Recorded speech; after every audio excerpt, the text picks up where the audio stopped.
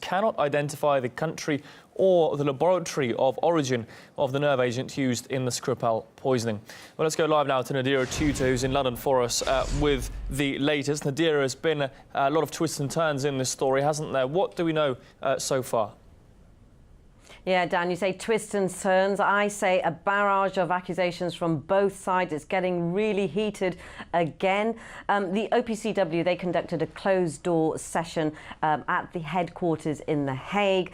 And during that closed-door session, delegates were actually tweeting their statements inside. And so we got a steady trickle of what was going on there, including extracts from what the UK representative to the OPCW was saying. Now, in response to that, Russia has responded by releasing a rather strong statement off the back of those comments that were leaked during that meeting, which were portrayed by that UK representative, and what he was actually saying about Russia.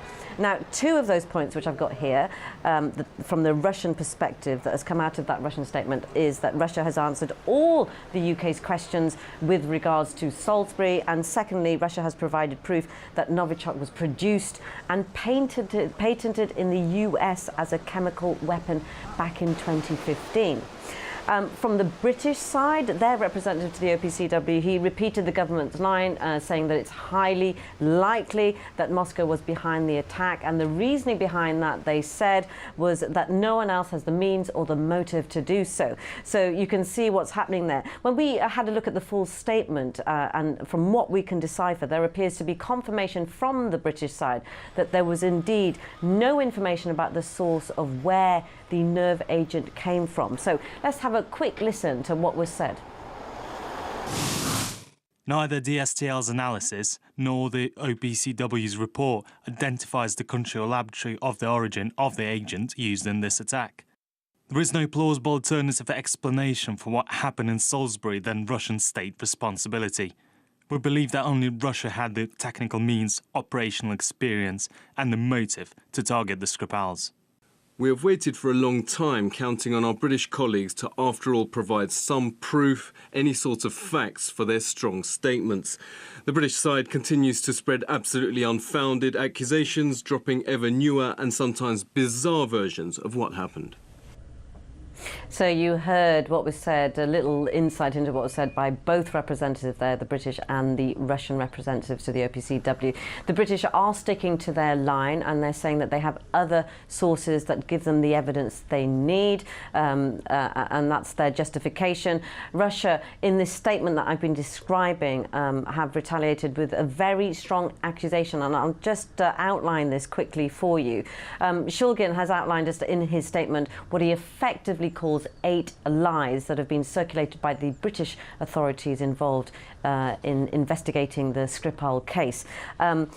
Some of those lies that he's outlined he says that Russia not answering questions from the UK, to which he said they have, UK following the OPCW rule book, Russia refusing to cooperate. He said that Russia has always tried to set up a joint investigation there, and there's a couple more here. Russia inventing versions to distract attention, and Russia claimed to be targeting deserters living abroad.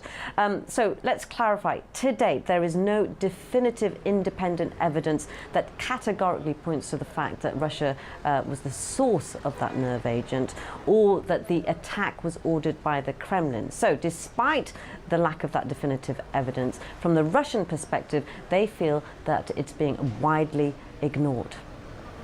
Oh, geez, Nadira Tudor there. It seems, of course, 6 weeks now since that event took place. We're no closer to finding out what really happened in that incident. Nadira Tudor there from London. Now, experts have told us they're not surprised that the OPCW probe didn't identify the exact origin of the nerve agent. My understanding, under the Chemical Weapons Convention, it was indeed the job of the OPCW to try and establish where these weapons come from. But it's very difficult. If they are claiming it came from some former Soviet laboratory, then they do need to allow the Russian government to have access to some of these samples to try and test it to see if they can find the strain that it might have come from. But having said that, as I mentioned before, it's been established that the formulae for these agents have been out there. They've been published in a book that was still available on Amazon up until a couple of weeks ago. They can determine the laboratory from which any nerve agent, any given nerve agent or substance was produced. But they can't. But even if they can determine the laboratory, that does not mean that the laboratory in the country in which the laboratory is located, is responsible. These nerve agents can be stolen, but obviously in this case they have not been able to even determine the laboratory in which this particular nerve agent was produced. So this just adds more obfuscation